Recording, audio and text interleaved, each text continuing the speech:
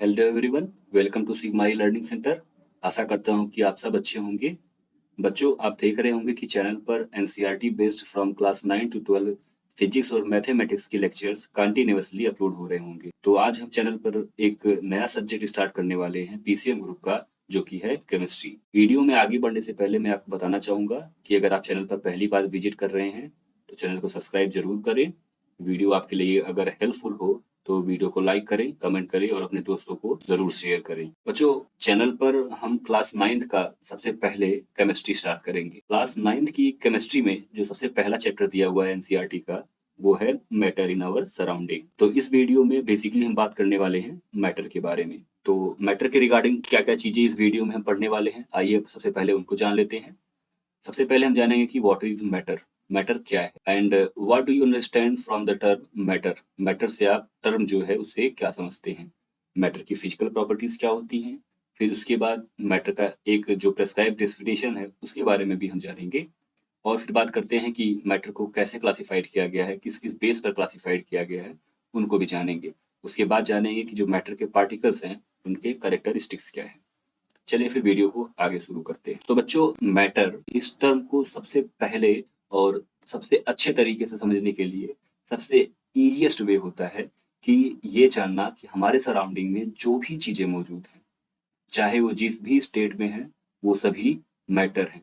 वो living thing है कि नॉन लिविंग थिंग है, इससे मैटर नहीं करता। वो सारी चीजें जो हमारे इन्वायरमेंट में क्या करती हैं, स्पेस ऑक्यूपाई करती हैं और उनके पास अपना खुद का मास होता है, वो सारी चीजें क्या होती हैं, मैटर होती हैं।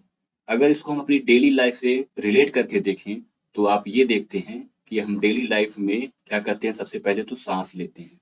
सांस लेने का मतलब क्या होता है कि आप रेस्पिरेशन का जो प्रोसेस है, जो टर्म बायोलॉजिकल टर्म है, अगर उसके अकॉर्डिंग देखें तो हम सांस लेते हैं। अगर आप सांस लेते हैं तो ऑक्सीजन जो होता है, ऑक्सीजन गैस, उसको हम इनहेल करते हैं और कार्बन डाइऑक्साइड को एक्सहेल करते हैं। ये प्रोसेस कंटिन्यू चलने वाली है जब तक कि हमारी लाइफ चलती है।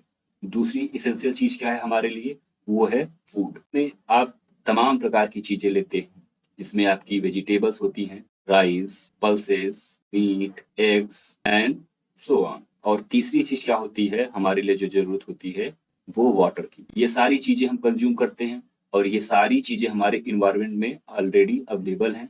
ये सभी चीजें क्या है, मैटर। और अगर ह्यूमन की बात की जाए तो ह्यूमन को इन सब के अलावा एक चीज की और जरूरत होती है, शेल्टर की। शेल्टर मतलब कि आपको हाउस की जरूरत पड़ती है जहाँ पे आप रहते हैं। वो आपने चीजें सुनी होंगी ना, रोटी, कपड़ा और मकान। अगर उससे रिलेट करके देखें तो हमारे लिए रोटी भी हो गया, कपड़े की भी बात करेंगे हम, और हाउस भी हो गया। ये सारी चीजें क्या है, मैटर है।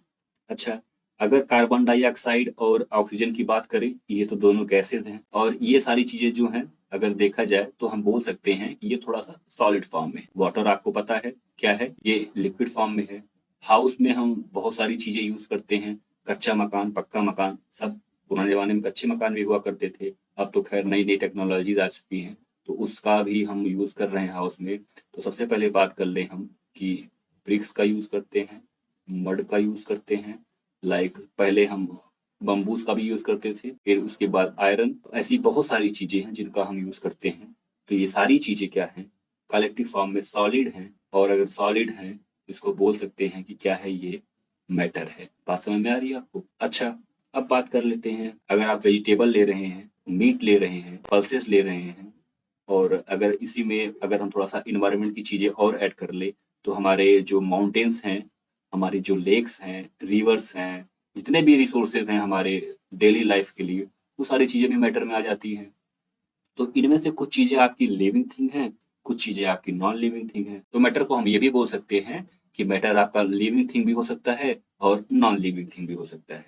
ठीक है, इतनी बात अगर आपको समझ में आ गई है तो हम ये भी बोल सकते हैं कि ये जितनी सारी चीजें हैं उनके पास अपना खुद का मास होगा कुछ ना कुछ।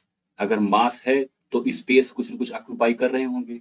तो बेसिकली देखा जाए, वो चीजें जिनके पास जो स्पेस ऑक्यूपाई करती हूँ और उनके पास अपना खुद का मास हो, वो सारी चीजें मैटर होती हैं। ठीक है, अब थोड़ा सा और इसको हम एक्सप्लेन करते हैं। अब बात कर देते हैं कि ये एक वुडन ब्लॉक है। वुडन ब्लॉक का मतलब लकड़ी का टुकड़ा। लकड़ी का टुकड़ा क्या होता है भैया, सॉलिड फॉर्म में होता है, सॉलिड फॉर्म में होता है। तो ये भी क्या है, हमारा मैटर है। वाटर क्या है कि इनको हम डेली लाइफ में कंज्यूम करते हैं, ये लिक्विड फॉर्म में है, ये भी हमारा क्या है, मैटर है। और हम देखते हैं कि हवाएं हमारे इन्वायरमेंट में हैं, जो कि तमाम प्रकार की गैसेस उसके अंदर ऑलरेडी अवेलेबल होती हैं। तो अगर बात कर लेते हैं तो इसमें CO2 that is carbon dioxide, S2 that is hydrogen gases, oxygen that is oxygen gases जिनको हम O2 से रिप्रेजेंट करते हैं, इसमें कार्बन मोनोऑक्साइड गैसेस भी होती हैं। आपका नाइट्रोजन गैसेस का भी कुछ न कुछ परसेंटेज जरूर होता है, जो हमारे इन्वायरमेंट को प्योर बना के रखती हैं। कुछ इम्प्योर गैसेस भी हैं। तो ये सारी चीजें गैसेस स्टेट में हैं। तो हमारा जो मैटर बोलता है कि मैटर सॉलिड भी हो सकता है, लिक्विड भी हो सकता है, गैसेस भी हो सकती हैं। इससे हम बेसिकली पिक्चराइज फॉर्म में चीजों को एक्सप्लेन कर पा रहे हैं। ठीक है, अब हम थोड़ा सा और वीडियो में आगे बढ़ते हैं, तो मैटर की डेफिनेशन आपको बताते हैं। मैटर क्या है? Matter is anything which occupies physical space and has a definite mass. Physical space क्या है भैया? फिजिकल वर्ड का मतलब होता है कि जो चीजें आप अपनी सेंसेस से फील करते हो। आपकी 5 सेंसेस होती हैं, जिनको आप छू कर, देख कर या स्मेल करके, या तो फिर उनको अपनी बॉडी में जैसे हवाएं चलती हैं तो अपने जितने भी जो पांचवा सेंस है उससे उसको फील करते हैं, वही आपका फिजिकल टर्म होते हैं। मतलब जिनमें हमारी बॉडी इन्वॉल्व होती है, वो सारी चीजें क्या होती हैं, फिजिकल टर्म में आ जाती हैं। डेफिनेट मास का मतलब क्या है कि जितने भी आपके चाहे लिविंग थिंग हो या नॉन लिविंग थिंग हो, उनका कुछ न कुछ मास होता होगा, और जो मास है वो वेरी करता होगा। वेरी करने का सेंस ये हुआ कि अगर कोई सॉलिड है तो उसका मास कुछ ज्यादा होगा, अगर लिक्विड है तो अगर सेम अमाउंट का लिक्विड लिया जाए जितना कि हम सॉलिड लिए थे तो उसका वेट थोड़ा सा कम होगा, लेकिन उसका जो स्पेस ऑक्यूपाई करेगा वो ज्यादा ऑक्यूपाई करेगा। और अगर सेम क्वांटिटी की गैसेस ले ली जाए तो और ज्यादा स्पेस ऑक्यूपाई करेंगी। तो ये चीजें बड़ी अच्छी से हम बहुत सिंपल वे में समझ सकते हैं। अच्छा, एक लाइन लिखी हुई है कि matter is made up of very tiny particles. जैसा कि ये लाइन लिखा हुआ है, इसको समझने के लिए क्या करते हैं हम कि ये जो पिछले आपने स्लाइड में देखा कि एक वुडन व्लॉग बनाया हुआ था, अगर इसको हम छोटे छोटे टुकड़ों में कट करें तो बहुत सारे नंबर ऑफ पीसेस में इनको हम डिवाइड कर सकते हैं। अगर इस पूरे को हम मैटर कंसीडर कर लें तो आप ये हम बोल सकते हैं कि अगर इस छोटे से पार्ट को ले लें तो इसका एक पार्ट जो होगा, एक पार्टिकल इसको बोल सकते हैं सर। तो ऐसे बहुत सारे छोटे छोटे पार्टिकल से मिलकर मैटर बना हुआ होता है। इसको प्रूफ करने के लिए एक छोटा सा एक्सपेरिमेंट ये देखिए आप कि अगर हम एक बीकर में वाटर ले लें, उसमें क्या काम किया है कि उसमें हमने एक टेबल स्पून क्या कर दिया है, ऐड कर दिया है साल्ट। साल्ट मतलब नमक।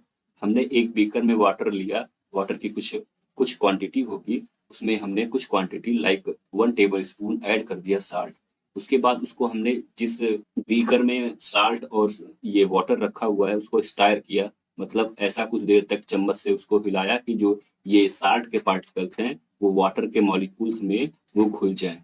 तो हमको एक नया सोल्यूशन मिलता है जिनमें कि जो ये साल्ट के पार्टिकल्स हैं वो दिखाई नहीं पड़ रहे हैं। तो एक्चुअल में क्या हुआ कि ये 60 पार्टिकल गए कहाँ हैं, तो इसी में। ऐसा तो नहीं है कि स्पॉट के या बीकर के बाहर चले गए हों, मतलब इनके बीच में कुछ ना कुछ स्पेस होगा। किनके बीच में? ये जो वाटर के मॉलिक्यूल्स हैं इनके बीच में कुछ ना कुछ स्पेस होगा। उसी स्पेस को ऑक्यूपाई किया है 60 के पार्टिकल्स ने। बात समझ में आ रही है आपको? तो हम ये बात बोल सकते हैं क्या कि जो सॉलिड होते हैं उनके बीच जो पार्टिकल्स होते हैं उनके बीच में कुछ ना कुछ स्पेस होता है। इसको और अच्छे से समझते हैं। ये देखिए, जो न्यू सोल्यूशन हमारा बन के तैयार हुआ था, क्या हुआ था भैया? न्यू सोल्यूशन बन के तैयार हुआ था, ये वही है। इसमें आपको बताया गया कि ये जो ब्लू डॉट्स हैं वो वाटर के मॉलिक्यूल हैं, और ये जो रेड कलर के डॉट्स बनाए हुए हैं ये साल्ट के पार्टिकल्स हैं। तो ये बात हम बोल सकते हैं सर कि मतलब जो वाटर के मॉलिक्यूल्स हैं इनके बीच में गैप है, और उसी गैप को फिल कर ले रहे हैं, ऑक्यूपाई कर ले हैं साल्ट के पार्टिकल्स। बात समझ में आई? तो इससे हम ये कंक्लूड कर सकते हैं कि जो सोल्यूशन है आपका वाटर, उसके बीच में कुछ स्पेस है, उसी के बीच में आपका जो साल्ट पार्टिकल है वो स्पेस ऑक्यूपाई कर लिया है। बात समझ में आ गई? तो इसका मतलब ये हम कह सकते हैं कि ये जो साल्ट हैं वो घुलते जरूर हैं लेकिन वो कहीं बाहर नहीं चले जाते हैं, वो उन्हीं के बीच में ही रहते हैं। ठीक है, अब हम आगे बढ़ते हैं वीडियो में। अब बात कर लेते हैं कि जो पार्टिकल्स हैं इनके कैरेक्टरिस्टिक्स क्या है। हमने आपको बताया कि जो पार्टिकल ऑफ मैटर हैं इनके बीच में स्पेस है। बात समझ में आती है? अब पार्टिकल ऑफ मैटर है वो अट्रैक्ट करते हैं ईच अदर, मतलब एक दूसरे को अट्रैक्ट करते हैं। अच्छा भैया, अगर एक दूसरे को अट्रैक्ट ना करते तो क्या इनके शेप में कोई परिवर्तन नहीं देखने को मिलता, कोई चेंजेस नहीं देखने को मिलते? देखने को मिलते। पता चला कि अगर वाटर हमने एक कहीं रखा हुआ है, वो फैल के पूरे कमरे में चला जाता है। खैर ये प्रॉपर्टी होती है प्रॉपर्टी लिक्विड की, लेकिन कुछ न कुछ तो उनके बीच में फोर्स जरूर लग रहा होगा। अच्छा, अगर ये बात यहीं पे अगर हम सॉलिड की बात कर लें, अगर आप पिछले स्लाइड में चलते हैं, अगर हम सॉलिड की बात कर लें, तो ये जो छोटे-छोटे पार्टिकल से मिलके सॉलिड बना होगा, छोटे-छोटे पार्ट किए जाए इस वुडन क्यूब के, तो ये जो क्यूब है आपका वुडन का, ये छोटे-छोटे पार्ट हैं, मतलब इनके जो पार्टिकल हैं, इनके बीच में जो क्या है कि जो पार्टिकल है, इनके बीच का स्पेस है वो बहुत कम है। बहुत कम का मतलब क्या है कि ये जो है पार्टिकल दो, ये एक दूसरे को अट्रैक्ट करके रखे हुए हैं। बात समझ में आ रही है? तो और ये जो अट्रैक्शन है और ये इनके बीच की स्पेसिंग जो है, ये चीजें हम आगे अभी और अच्छे से समझेंगे। और क्या है कि जो पार्टिकल्स ऑफ मैटर है वो कंटिन्यूअसली मूविंग है। मतलब क्या है, इसका मतलब ये हुआ कि जो पार्टिकल्स ऑफ मैटर हैं वो कंटिन्यू मूव करते रहते हैं।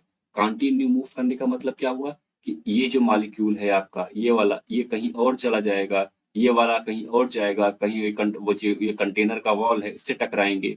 तो चीजें एक दूसरे से टकराती हैं, तो इनके बीच में काइनेटिक एनर्जी जनरेट हो जाता है। अगर काइनेटिक एनर्जी जनरेट हुआ है तो इसका मतलब है उनकी स्पीड और बढ़ती जाती है। ठीक है, अब आप काइनेटिक एनर्जी की बात करेंगे कि सर काइनेटिक एनर्जी क्या होता है, ये टर्म तो नया आ गया, ये टर्म तो नया आ गया। काइनेटिक एनर्जी, देखिए हमारे इन्वायरमेंट में जो चीजें हैं मूवमेंट करती हैं, तो उनके पास कुछ कुछ एनर्जी होती है। अगर मैं आपके सामने ये लेक्चर रिकॉर्ड कर रहा हूँ, बोल रहा हूँ, तो हमारे पास कुछ एनर्जी है हमारे अंदर, तभी तो चीजें मैं कर पा रहा हूँ। अगर ये पार्टिकल मूव कर रहे हैं तो इनके भी जाहिर सी बात है कुछ न कुछ काइनेटिक एनर्जी आई होगी तभी मूव कर रहे हैं।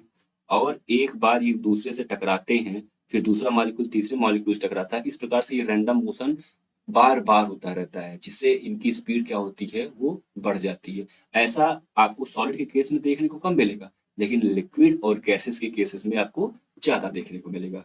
ये बात हमारी समझ से आपको बहुत ही अच्छे तरीके से समझ में आ गई होगी। फिर एक लाइन लिखी हुई कि the particles of matter are very small, they are small beyond our imagination. तो सही बात है, क्योंकि अगर अपने नेकेड आई से देखने की बात की जाए, तो ये जो आपके मैटर के पार्टिकल्स हैं उनको देखना तो टेंस टू निग्लिजिबल के बराबर है, हम मतलब नहीं देख सकते, माइक्रोस्कोपिक लेवल की बात हो गई वो। तो इतने छोटे छोटे पार्टिकल्स होते हैं, उनको हम देख पाना बड़ा मुश्किल होता है। तो हम ये मान के चलते हैं, ये एज्यूम करते हैं जो पार्टिकल्स हैं वो सर्कुलर नेचर के होते हैं, चाहे सॉलिड के हों, चाहे लिक्विड के हों या गैसेस के हों। कैसे होते हैं, वो सर्कुलर होते हैं। बात समझ में आ गई सर? ये हमेशा एज्यूम करके चलते हैं। चलिए फिर आगे बढ़ते हैं और बात करते हैं क्लासिफिकेशन ऑफ मैटर की। तो बच्चों मैं आपको बता दूं कि जो क्लासिफाई किया गया मैटर को वो दो बेसिस पे किया गया है। पहला किया गया है किस बेसिस पर, फिजिकल प्रॉपर्टीज के बेसिस पर। तो सबसे पहले हम जानते हैं कि on the basis of physical properties matter is classified है सॉलिड, लिक्विड एंड गैसेस। ठीक है, अब हम बात करते हैं कि सबसे पहले सॉलिड क्या होते हैं, लिक्विड क्या होते हैं और गैसेस क्या होते हैं। तो ये क्लासिफिकेशन है मैटर का फर्स्ट टर्म में। तो फर्स्ट टर्म में तीन चीजें हमने देखी, क्या देखी, सॉलिड देखा, लिक्विड देखा और गैस देखा। उसको हम एक्सप्लेनेशन आपको करते हैं कि इस पीपीटी पे आप देख रहे होंगे कि सॉलिड का स्ट्रक्चर बताया गया है और लिक्विड का स्ट्रक्चर है और गैसेस का स्ट्रक्चर है। ये जो आपको छोटे छोटे सर्कल्स दिखाई दे रहे हैं सर्कुलर फॉर्म पे, ये कंसीडर करते हैं कि क्या है, इस सॉलिड जो मैटर है हमारा उसके क्या है, पार्टिकल्स हैं। इनमें क्या है, लिक्विड के पार्टिकल हैं, ये क्या है, गैसेस का पार्टिकल है। आप इसको देख कर हम सारी चीजें एक्सप्लेन करते हैं कि इसकी प्रॉपर्टी क्या है, कैसे कैसे ये वेरी कर रहे हैं, चीजें हमारे सामने हैं। तो हम अगर इसको देख के बात कर रहे हैं तो इसका मतलब हम फिजिकली इन्वॉल्व हैं इसमें, हम फिजिकली इन्वॉल्व हैं, अपनी आंखों से देख रहे हैं, जो हमारी फाइव सेंसेस हैं उन्हीं में से एक का यूज कर रहे हैं। अच्छा, अगर आप देख पा रहे हैं तो आप ये देख कर समझ पा रहे होंगे कि जो सॉलिड के पार्टिकल्स हैं वो काफी पास में है, मतलब उनके बीच की स्पेसिंग जो है बहुत कम है, निग्लिजिबल के बराबर।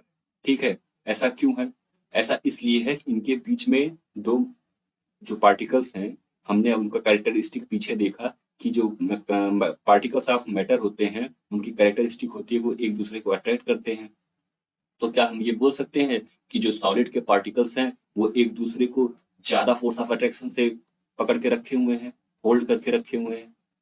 तो हम एक एक चीज ये समझ पा रहे हैं कि जो स्पेसिंग है जो पार्टिकल है सॉलिड का उनके बीच में बहुत लेस है या निग्लिजिबल है। और क्या है, फोर्स ऑफ अट्रैक्शन जो है वो क्या है, बहुत ही ज्यादा है। बात समझ पा रहे हैं आप? अगर फोर्स ऑफ अट्रैक्शन बहुत ज्यादा है और स्पेस कम है, तो इनके जो पार्टिकल होंगे वो मूवमेंट कम कर पा रहे होंगे, या मूवमेंट जो होगी वो बहुत ही निग्लिजिबल होगी। तो इससे एक चीज और भी डिस्क्राइब कर सकते हैं कि इनकी जो काइनेटिक एनर्जी है, अगर शॉर्ट फॉर्म में काइनेटिक एनर्जी को लिखें हम तो के ही लिखते हैं, वो क्या होगी? मिनिमम होगी। क्यों? क्योंकि जो इनके पार्टिकल्स का मोशन है वो बहुत ही स्लो है या निग्लिजिबल के बराबर है। क्योंकि ऐसा है कि उनके बीच का फोर्स ऑफ अट्रैक्शन बहुत ज्यादा है। फोर्स ऑफ अट्रैक्शन ज्यादा होने की वजह से उनके बीच की स्पेसिंग बहुत ही कम है। ठीक है, इतनी चीज समझ में आ गई होगी आपको। अब फिर एक दो टर्म और समझते हैं सॉलिड के बारे में। क्या समझते हैं कि अगर इस सॉलिड में, ये जो सॉलिड है, अगर इस पे हम एक एक्सटर्नल फोर्स अप्लाई करते हैं तो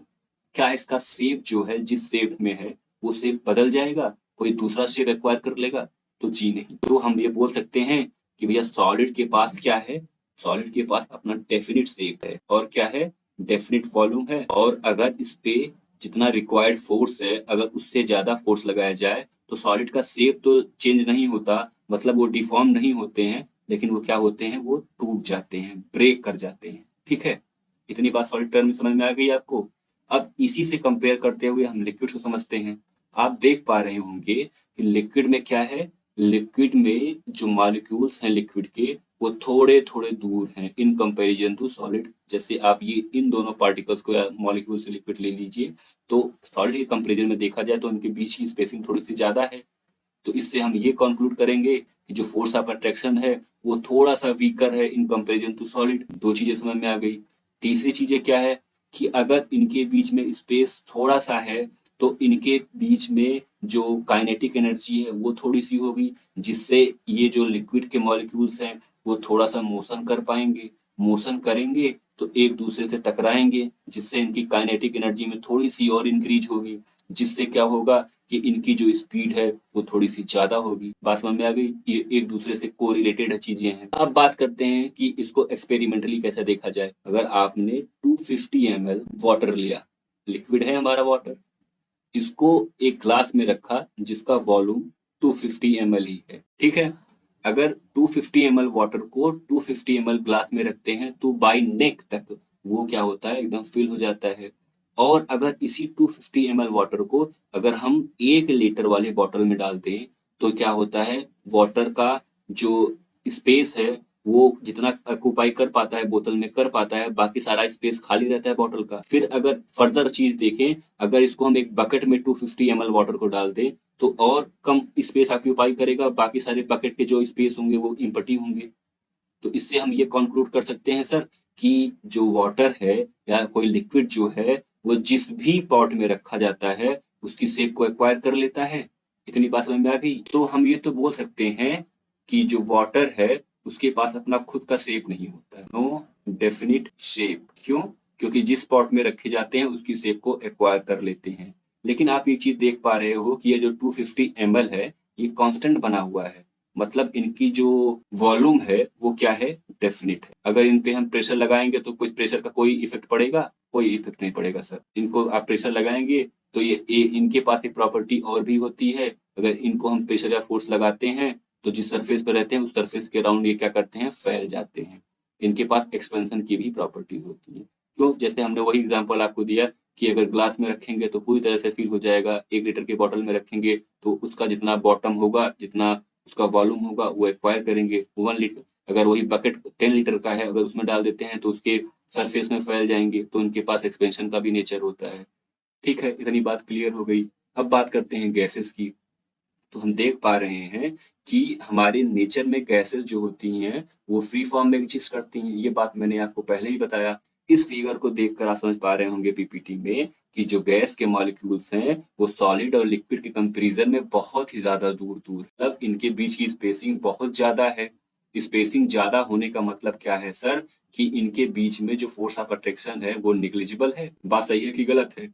इनके बीच का फोर्स ऑफ अट्रैक्शन निग्लिजिबल है, तभी तो इनके जो मॉलिक्यूल्स हैं वो दूर दूर हैं। अच्छा, मॉलिक्यूल दूर दूर हैं तो इसका मतलब है इनके बीच में स्पेस है। अच्छा, आपको ये भी पता है कि इनके पास एक प्रॉपर्टी होती है काइनेटिक एनर्जी की। अगर इनके पास काइनेटिक एनर्जी है, ये मूव कर रहेंगे खाली स्पेस में यहाँ वहां। जब स्पेस में मूवमेंट करते हैं और एक दूसरे से टकराते हैं, इनकी काइनेटिक एनर्जी बहुत ज्यादा हो जाती है। तो अगर काइनेटिक एनर्जी को हम समराइज करें तो बोल सकते हैं कि जो गैसेस की काइनेटिक एनर्जी होती है, काइनेटिक एनर्जी गैस की होती है, वो सबसे ज़्यादा होती है।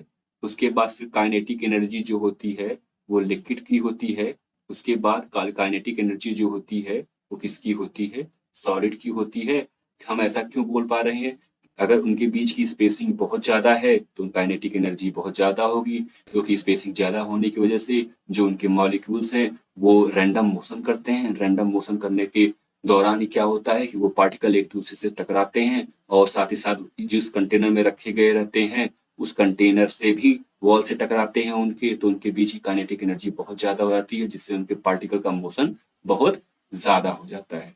ये सारी चीज़ें आपने फिजिकल प्रॉपर्टी समझी हैं, किसकी? मैटर की। किस बेसिस पे? फिजिकल नेचर की बेसिस पे। कितने पार्ट में डिवाइड किया है हमने? सॉलिड, लिक्विड और गैसेस। ठीक है, इतनी बात समझ में आ गई। अब आप चलते हैं आगे। ये चीजें आपको पूरी तरीके से लिखी गई हैं, जो आप इसको पढ़ सकते हैं।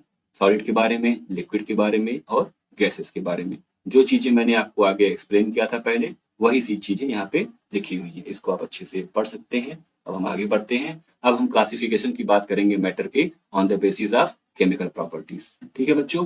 बच्चों, on the basis of chemical properties matter can be classified as elements, compounds and mixture. अब भैया ये टर्म कहाँ से आ गया? एलिमेंट्स, कंपाउंड और मिक्सचर। तो समझते हैं। सबसे पहली बात क्या होता है? एलिमेंट। अगर हम एलिमेंट की बात करते हैं, जो हमारे एलिमेंट होते हैं ऐसे सब्सटेंस होते हैं जो सिर्फ एक ही तरह के सब्सटेंस से मिलके बने होते हैं। ठीक है, एलिमेंट्स ऐसे होते हैं जो कि एक ही तरह के एटम से मिलके बने होते हैं, only one type of atom. और जो एलिमेंट्स होते हैं, ये मैटर का या सब्सटेंस का सबसे सिंपलेस्ट यूनिट होती है। इनको हम ब्रेक नहीं कर सकते हैं। अगर आप पीरियोडिक टेबल की जरा सी मैं जिक्र करूं यहाँ पे, तो पीरियोडिक टेबल में जितने भी सब्सटेंसेस रखे गए हैं, उनको हम एलिमेंट बोलते हैं। वो एलिमेंट जो होते हैं वो यही होते हैं कि उनको हम और फर्दर सब डिवाइड नहीं कर सकते। कुछ एग्जांपल अगर अब मैं आपके लिए लाऊं, तो अगर मैं बोल दूं कॉपर आपका है, वो एक एलिमेंट है। आपका गोल्ड जो है Au, जिनसे हम रिप्रेजेंट करते हैं, वो भी क्या है? एक एलिमेंट है। और आगे बात कर लेते हैं। अगर कुछ क्लोरीन अगर मैं बोल दूं, ये भी एलिमेंट है। अगर ब्रोमीन की बात करूं, ये भी एलिमेंट है। फ्लोरीन, ये सारे क्या है जो आप सिंगल सिंगल एटम से मिलके बने होते हैं, वो क्या होते हैं? एलिमेंट्स होते हैं। ठीक है, इतनी बात आप एलिमेंट के बारे में बेसिक जानकारी रखिए। अब आगे बढ़ते हैं, हम कंपाउंड की बात करते हैं। कंपाउंड क्या होते हैं? ऐसे सब्सटेंस होते हैं जो टू और मोर देन टू एटम से केमिकली कॉम्बिनेशन के बाद मिलके बने होते हैं, और उनका जो रेशियो होता है वो फिक्स्ड होता है। बात समझ में आई? मैं फिर से रिपीट करता हूँ। कंपाउंड्स ऐसे सब्सटेंस होते हैं जो दो या दो से अधिक एटम से केमिकल कॉम्बिनेशन के बाद, केमिकल रिएक्शन होने के बाद मिलते हैं। लेकिन जो दो या दो से अधिक एटम्स होते हैं, उनका जो रेशियो होता है वो फिक्स्ड होता है। अगर हम बात कर लेते हैं किसकी? H2O की। H2O क्या है? एक कंपाउंड है, जिनको हम किस नाम से जानते हैं? वाटर के नाम से जानते हैं। अगर आप देख पा रहे हो तो इसमें H के दो एटम्स हैं। H के कितने एटम्स हैं? दो एटम्स हैं। और O कितने एटम है? एक एटम है। तो क्या बोल सकते हैं, अगर हम H और O, हाइड्रोजन और ऑक्सीजन का रेशियो देखा जाए, तो हाइड्रोजन और ऑक्सीजन का रेशियो एक दो 2:1 का है। ये बात समझ पा रहे हैं? अब ये कैसे बनते हैं? हाइड्रोजन और ऑक्सीजन का रिएक्शन होता है, जिसके बाद H2O जनरेट होता है। बात समझ में आ रही है आपको? उनका रेशियो कैसा होता है? वो फिक्स्ड होता है। अगर आप बात करते हैं मिक्सचर की, मिक्सचर में क्या होता है कि दो या दो से अधिक सब एटम्स जो होते हैं, वो मिलकर किसी किसी भी रेशियो में मिलाए जाए, वो हमारा मिक्सचर बनकर तैयार हो जाता है। जरूरी नहीं है कि दो या दो से अधिक जो एटम्स हैं वो कंपाउंड हो या सिर्फ एलिमेंट्स हो, वो कुछ भी हो सकते हैं। एक एलिमेंट या एक कंपाउंड हो सकता है, या दोनों एलिमेंट हो सकते हैं, या दोनों कंपाउंड हो सकते हैं। अगर सिंपल वे में देखा जाए, अगर हम वाटर में, वाटर आपका एक कंपाउंड है, और अगर इसमें हम साल्ट मिला दें, साल्ट तो पार्टिकल है ना, क्योंकि अगर एक पार्टिकल को ले ले तो सिंगल सिंगल बहुत सारे साल्ट लेके मिलके तो ढेर सारा साल्ट बनता है, तो उसका एक पार्टिकल हम कंसीडर कर सकते हैं, तो उसको हम एलिमेंट बोल देते हैं। तो इनका कोई फिक्स रेशियो नहीं होता है। अगर आप 1 लीटर वाटर ले लें, 10 लीटर वाटर ले लें, या 100 लीटर वाटर ले लें, उसमें 1 स्पून मिलाएं आप साल्ट, या तो 1 पैकेट मिला दें, 2-3 किलो मिला दें, तो उनको हम क्या बोल देते हैं, मिक्सचर बोल देते हैं। तो अगर हम इसको फिर से समराइज करूं, तो एलिमेंट्स ऐसे सब्सटेंसेस होते हैं जो कि सिर्फ केवल एक ही टाइप के एटम से मिलकर बने होते हैं। पीरियोडिक टेबल में हमारे जितने भी सब्सटेंसेस रखे गए हैं वो हमारे एलिमेंट्स हैं। अच्छा, पीरियोडिक टेबल की मैंने बात की, तो पीरियोडिक टेबल में बताना चाहूंगा कि जो अरेंजमेंट किया गया है वो किस पे किया गया है, वो एटॉमिक नंबर के इंक्रीजिंग ऑर्डर के बेस पे किया गया है। ठीक है, ये बात हो गई एलिमेंट की। अब अगली बात करते हैं कंपाउंड की। तो कंपाउंड ऐसे सब्सटेंस होते हैं जिनमें 2 या 2 से अधिक क्या एटम्स को हम केमिकली रिएक्शन के बाद पाते हैं, और उनका रेशियो क्या कैसा होता है, वो फिक्स होता है। और मिक्सचर ऐसे आपके कंपाउंड या एलिमेंट होते हैं, या वो 2 या 2 से अधिक एलिमेंट होंगे, या 2 या 2 से अधिक कंपाउंड होंगे, या एक एलिमेंट एक कंपाउंड होगा, उनका रेशियो कैसा होगा, वो फिक्स नहीं होगा। ठीक है, तो उनसे हमारा क्या मिलकर तैयार होता है, एक मिक्सचर तैयार होता है। अगर मिक्सचर की मैं बात करूं, ये जो मिक्सचर है अगर इसको हम बोल देना, तो 2 पार्ट में डिवाइड किया जाता है। ठीक है, एक मिक्सचर आपका होता है होमोजीनियस, और दूसरा क्या होता है आपका हेटेरोजीनियस। एक मिक्सचर होमोजीनियस, एक मिक्सचर क्या होता है, हेटेरोजीनियस।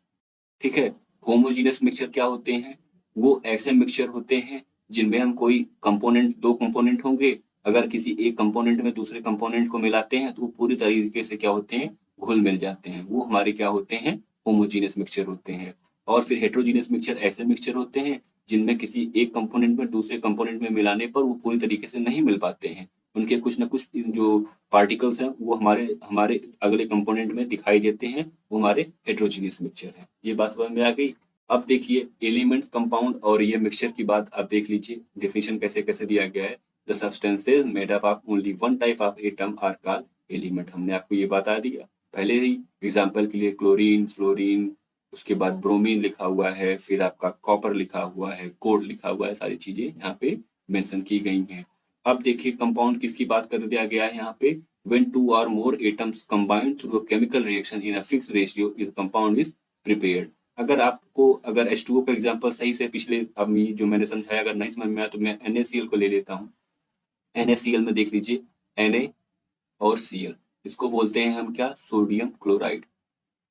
इसको हम बोलते हैं सोडियम क्लोराइड। ठीक है, सोडियम क्लोराइड कैसे बना है, इसमें एक सोडियम का एटम लिया गया और उसका रिएक्शन किससे कराया गया, क्लोरीन के एटम से। ठीक है, इसको रिएक्शन कराया गया तो हमको क्या मिला, NaCl। ये केमिकली कंबाइंड हुए हैं, इनमें रेशियो कितना है, 1:1 का है।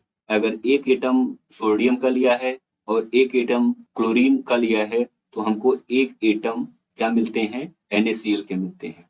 जो physical property, chemical property sodium की होगी वो डिफरेंट होगी क्लोरीन से, और इन दोनों की जो फिजिकल प्रॉपर्टी होगी वो डिफरेंट होगी NaCl से। इनको हम क्या बोलते हैं, रिएक्टेंट बोल देते हैं या सबस्ट्रेट बोल देते हैं। जो इस लाइन के लेफ्ट साइड में होते हैं उनको रिएक्टेंट बोल देते हैं, और जो इस लाइन के या एरो के राइट साइड में होते हैं उनको क्या बोल देते हैं भैया, प्रोडक्ट बोल देते हैं। तो अगर इस एरो के लेफ्ट साइड को हम रिएक्टेंट साइड भी बोल सकते हैं, इनके राइट साइड को प्रोडक्ट साइड भी बोल सकते हैं।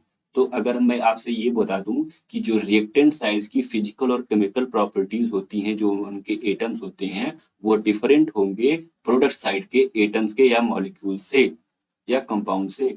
बात समझ में आई। जो बिहेवियर सोडियम का होगा वो जरूरी नहीं कि वही बिहेवियर NaCl का हो, सोडियम क्लोराइड का हो।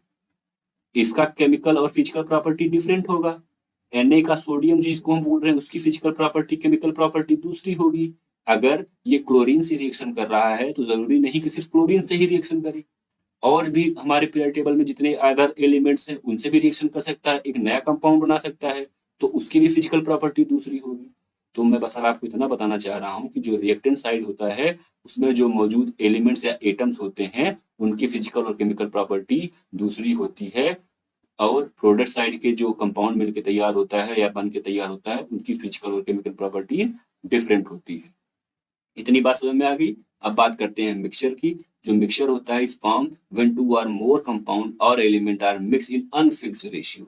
अनफिक्स्ड रेशियो का मतलब क्या हुआ भैया, कि उनका रेशियो फिक्स ना हो। शुगर और साल्ट का रेशियो ले लीजिए अगर, तो हम बता थोड़ी सकते हैं कि कितना शुगर है कितना साल्ट है, कुछ भी ले लीजिए, कोई दिक्कत नहीं है। सैंड में स्टोन कितने हैं ये तो गिनते जाइए, अपने ऊपर डिपेंड करता है कि मैंने 4 स्टोन पेटल्स डाले हुए हैं कि 4 लाख डाले हुए हैं कि 4000 डाले हुए हैं, तो इनका कोई फिक्स रेशियो नहीं होता। मैंने आपको थोड़ा सा आउटलुक दिया हुआ था कि जो मिक्सचर होते हैं वो जनरली 2 टाइप्स के होते हैं, होमोजीनियस और हेटेरोजीनियस। ठीक है, तो बच्चों आज की क्लास में हम इतना ही रखते हैं। बाकी बची हुई टॉपिक्स को आने वाली वीडियो में आपको ज़रूर मैं बताऊंगा, उनकी सारी प्रॉपर्टीज को डिस्कस करूंगा। और अगर आपको ये वीडियो अच्छी लगी है तो वीडियो को लाइक जरूर कीजिए, और अगर आपको कोई सजेशन देना है तो कमेंट बॉक्स में सजेशन जरूर दीजिएगा। आपने वीडियो को देखा और आपने चैनल को विजिट किया, इसका लिए आपको बहुत बहुत थैंक यू सो मच। मिलते हैं नेक्स्ट वीडियो में।